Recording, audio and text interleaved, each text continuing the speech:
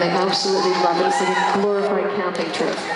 And different cities every day, different swimming pools, different museums, different parks. They're having a blast, and it's so much fun for me to get to spend my summer with them. So this next song is about parenting. It's about the love and joy and terror that you feel upon discovering that you are responsible for a human being completely and wholly for many, many years.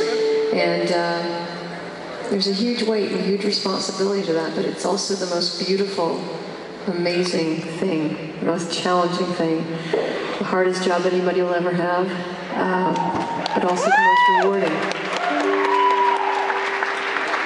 And this song is dedicated to my daughters, and with the thought and the hope of me giving them unconditional love every day, giving them what my dad gave to me. So this is for my kids.